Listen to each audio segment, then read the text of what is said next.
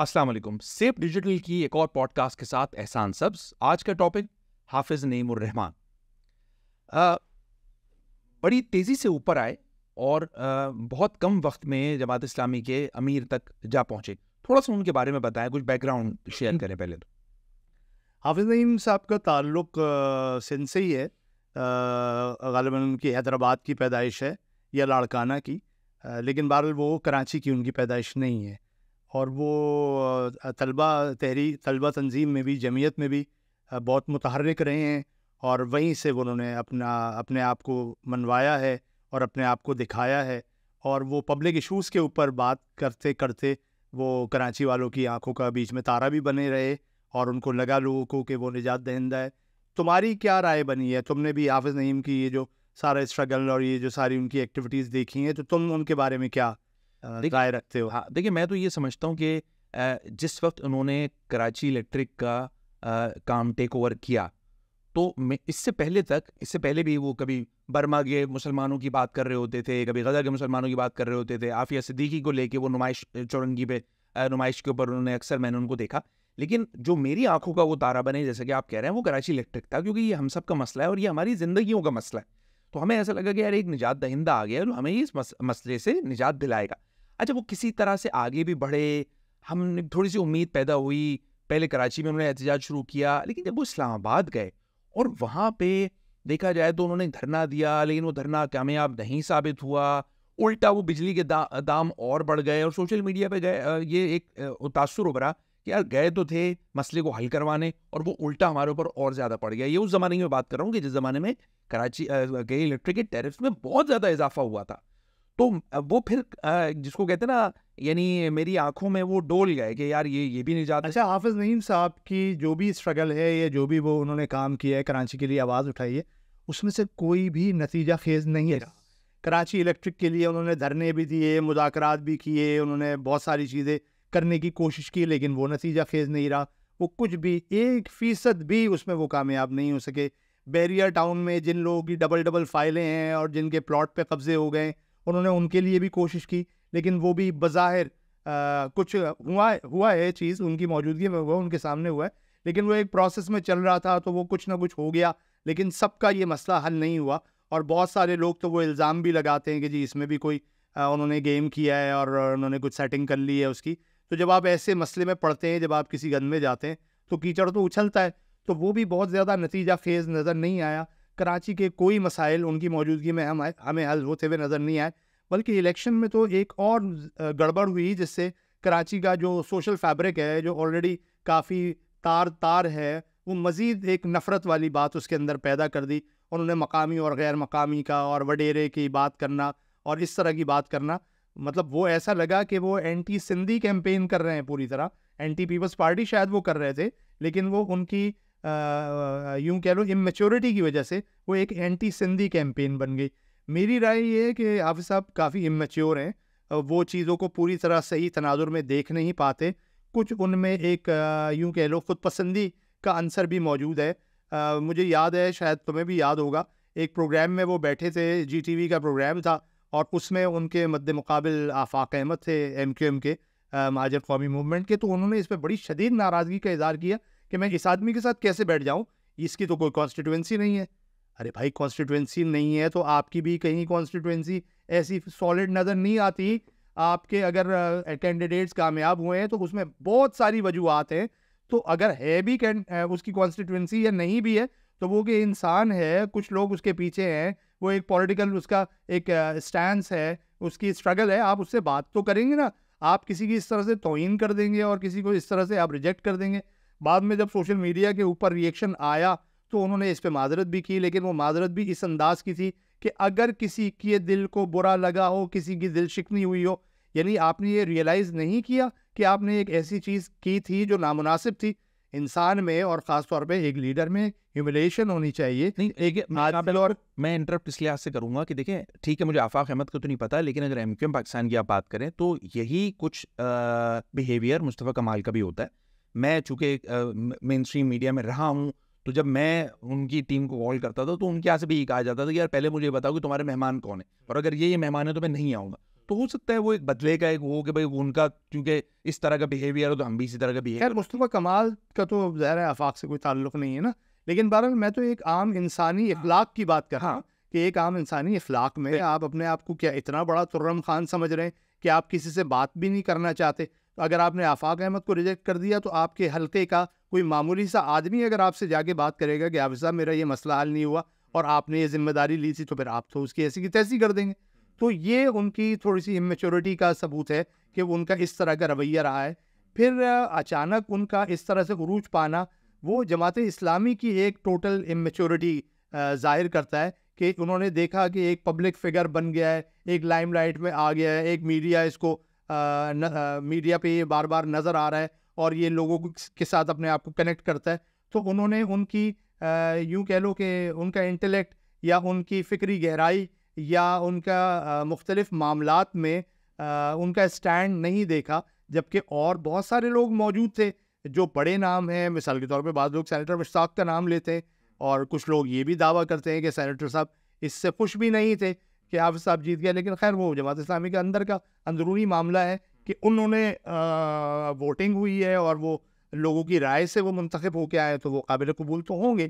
لیکن حافظ صاحب ناکام کیوں ہوئے یا جماعت اسلامی ناکام کیوں ہو رہی ہے, یہ بحث کا موضوع ہونا چاہیے. شخصیات نہیں ہونا چاہیے یا یوں کہہ لو واقعات نہیں ہونا چاہیے. شخصیات اور واقعات تو بدلتے رہتے ہیں, نظریات اہم ہوتے ہیں, آپ کا فلسفہ اہم ہوتا ہے. جماعت اسلامی کی سیاست عوامی سطح کے مسائل یا عوامی نوعیت کی چیزوں کو حل اس لیے نہیں کر سکتی کہ ان کے ساتھ ایک مذہبی ٹیگ لگا ہوا ہے, اور ایک نہ صرف مذہبی ٹیگ لگا ہوا ہے بلکہ ایک خاص مکتب فکر کا ٹیگ لگا ہوا ہے. تو اس کے علاوہ جو لوگ ہوں گے جن کا تعلق اس مکتب فکر سے نہیں ہوگا, آپ ان کو جوڑ نہیں سکتے. اور عوامی مسائل تو اس وقت حل ہو سکتے ہیں جب عوام کا پریشر ہو, مختلف طبقے آپ کے ساتھ جڑے ہوئے ہوں, تب یہ ممکن ہے. مجھے یاد ہے کہ ایم کیو ایم نے جو پولیٹکس شروع کی تھی, بعد میں تو وہ تشدد کی طرف چلی گئی اور دوسرے معاملات ہو گئے, لیکن وہ عوام کی بات کر رہی تھی, عوامی سیاست کر رہی تھی, اور اس نے اپنے اوپر کوئی مذہبی ٹیگ نہیں لگایا ہوا تھا یا مسلکی ٹیگ نہیں لگایا ہوا تھا. تو میں ایک صاحب کو جانتا ہوں جو مولانا نورانی کے شدید عاشق تھے اور ان کے شدید مداح تھے, لیکن ان کا ووٹ ایم کیو ایم کو جاتا تھا. وہ بریلوی تھے. الطاف حسین کے بارے میں یہ آتا ہے کہ جی وہ ان کا دیوبند مکتبہ فکر سے ان کی فیملی کا تعلق ہے, ان کے نانا مفتی تھے. پھر الطاف حسین جو تلاوت کرتے ہیں وہ احتشام الحق کے انداز میں کرتے ہیں جو وہ پانی پتی اسٹائل قرات کا کہلاتا ہے. اس کے باوجود وہ صاحب جو مولانا نورانی کے حامی تھے اور مداح تھے, وہ ایم کیو ایم کو ووٹ دینے کو پریفر کرتے تھے. اس کی وجہ ان کا ظاہر مہاجر ہونا بھی تھا, لیکن اس کی ایک وجہ یہ بھی تھی کہ اس نے اپنے ساتھ کوئی مسلکی ٹیگ نہیں لگایا ہوا تھا, کوئی مذہبی ٹیگ نہیں لگایا ہوا تھا. تو مذہب کو جب آپ سیاست میں شامل کر دیتے ہیں تو وہ کوئی عوامی سیاست نہیں ہوتی, وہ سماجی سیاست ہو نہیں سکتی, کیونکہ لوگ آپ کے پیچھے اس طرح سے نہیں آئیں گے جس طرح وہ کسی ایک ایسی سیاسی جماعت کے ساتھ آئیں گے جس نے اپنا مذہبی ٹیگ نہیں لگایا وہ.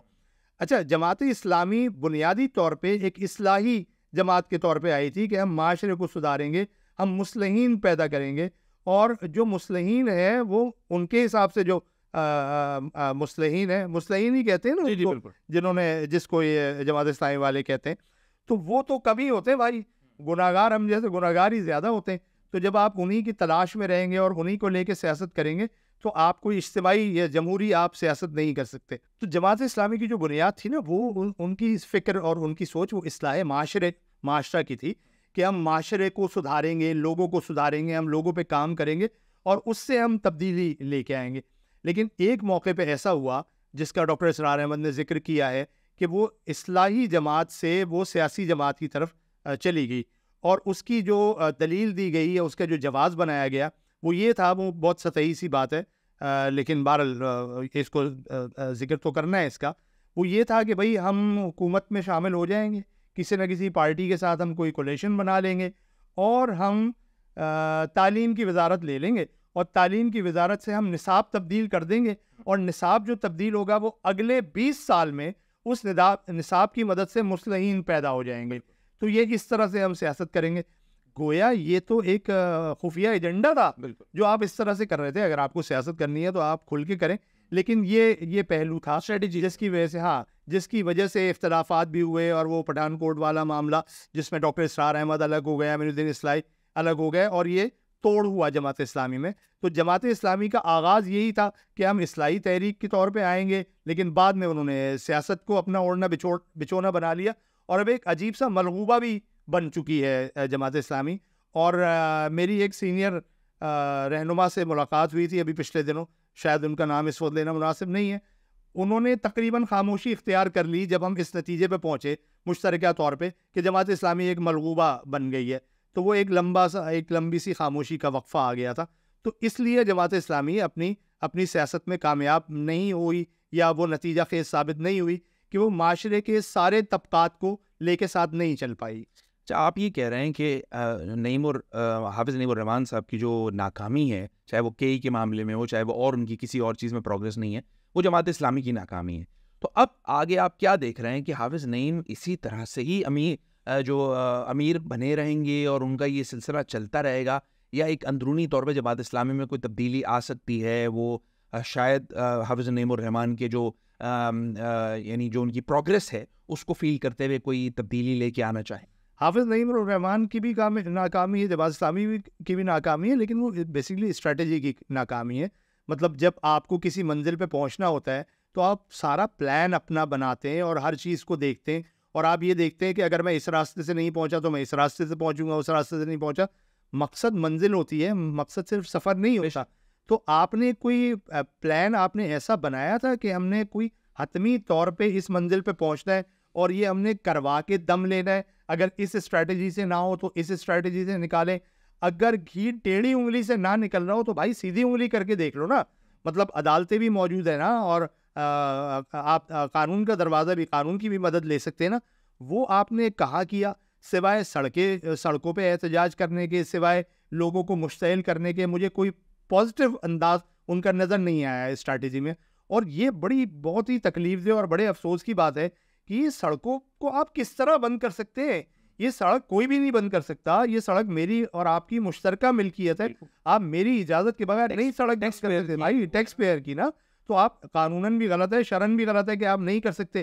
اور اس وقت تو میں کیا کروں سوائے سر پیٹنے کے کہ آپ اپنے آپ کو ایک اصلاحی جماعت قرار دیتے ہیں اور آپ کھوٹے گاڑ دیتے ہیں اس سڑک میں جو سڑک کو تباہ و برباد کر دیتی ہے. پھر آپ الزام تراشی کرتے ہیں کہ سڑک ٹوٹ گئی. ٹھیک ہے, وہ بھی کوئی دودھ کے دھلے میں نہیں ہے, لیکن کیا یہ آپ کو زیبا ہے کہ آپ ایک سڑک کو پھاڑ دیں کنڈے لگا کے؟ مطلب یہ کون سی شریعت, کون سا قانون اور کون سا نظریہ آپ کو اجازت دیتا ہے کہ آپ کیمپ لگا دیں اور سڑکیں بند کر دیں؟ میں خود ایسی سڑکوں سے گزرا ہوں جہاں سڑک پہ بالکل مین روڈ بند کر دیا گیا ہے کہ جی کیمپ لگ گیا. کس بات کا کیمپ لگا ہے یار؟ یہ وہ زمانہ نہیں ہے کہ آپ اس طرح لوگوں کو پریشان کر کے کیمپین کریں, تنگ کر کے کیمپین کریں. سوشل میڈیا نے ایسی کی تیسی کر دی ہے بھائی. آپ انڈیا کے آپ الیکشن دیکھ لیں جہاں سوشل میڈیا نے مودی کو کتنا پریشان کیا ہے. آپ اس کے ذریعے کیمپیننگ کر سکتے ہیں. دنیا میں انقلاب آ رہے ہیں سوشل میڈیا کے ذریعے, اور آپ نے وہی اپنے ٹینٹ لگانے ہیں, وہی آپ نے سڑکیں کھودنی ہے, وہی آپ نے لوگوں کو پریشان کرنا ہے. تو یہ صرف ایسا لگتا ہے کہ آپ سیاست بازی ہی کر رہے ہیں. آپ لوگوں کے مسائل حل نہیں کرنا چاہتے. آپ چاہتے ہیں کہ لوگ مسائل میں گھرے رہیں, آپ وہ نعرے لگا کے ان نعروں کو کیش کریں, ان مسائل کو کیش کریں. تو یہ کوئی لمبی ریس کا گھوڑا ایسا نہیں ہوتا. آپ اس کو زیادہ طویل عرصے تک نہیں کھینچ سکتے.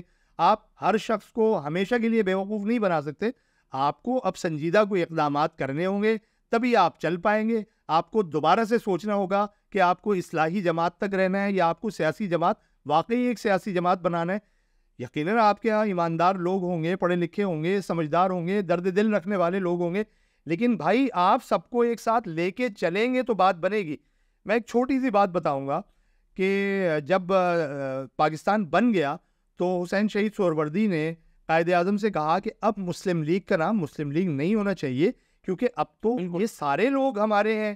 ہم ایک ایسی سیاسی جماعت ہیں جو حکومت بنا رہی ہے. ہم سارے اپنے لوگوں کو ساتھ لے کے چلیں گے, عیسائیوں کو بھی اور یہودیوں کو بھی اور جو دوسرے اقلیت ہیں ہندوؤں کو بھی.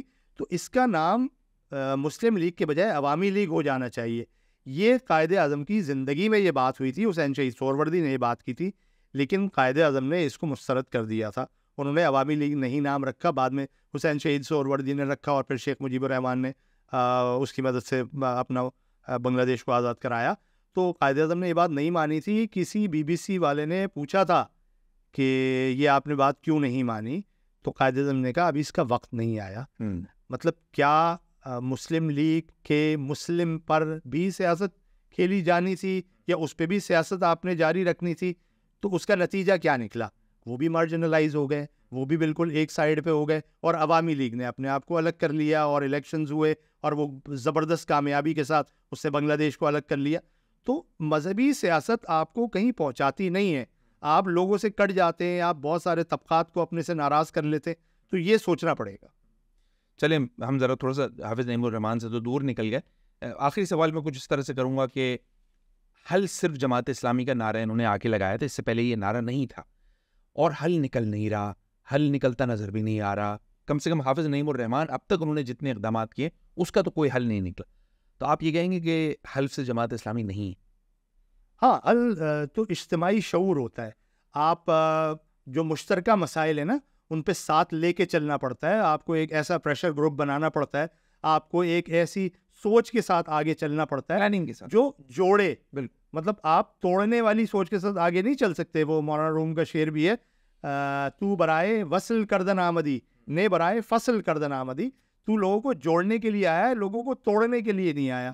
وہ یاد ہے تہران میں سڑکوں پہ لکھا ہوتا ہے تہران برائے ہمیگان، یعنی تہران سب کے لیے ہے، تہران سب کا ہے. ہم جب یہ بات کرتے ہیں کہ کراچی صرف مقامی کے لیے یا کراچی غیر مقامی کے لیے، تو ہم توڑنے والی بات کر رہے ہوتے ہیں. تو ہمارا شہر سب کے لیے ہونا چاہیے، اس کے مسائل مشترک ہیں، اس کے جو حل ہیں وہ بھی مشترک نکلنے چاہیے. ہاں، وہ بھی مشترک نکلنے چاہیے. بالکل ٹھیک ہے. آج کی پوڈ کاسٹ آپ نے دیکھی حافظ نعیم الرحمان صاحب کی شخصیت کا، ان کی سیاست کا، اور جو اسٹریٹجی ہے ان کی سیاسی، اس پہ ہم نے بات کی. اگلی پوڈ کاسٹ تک کے لیے اجازت دیجیے. ایک نئی شخصیت یا ایک نئے ٹاپک کے ساتھ آئیں گے، ملاقات ہوگی. السلام علیکم.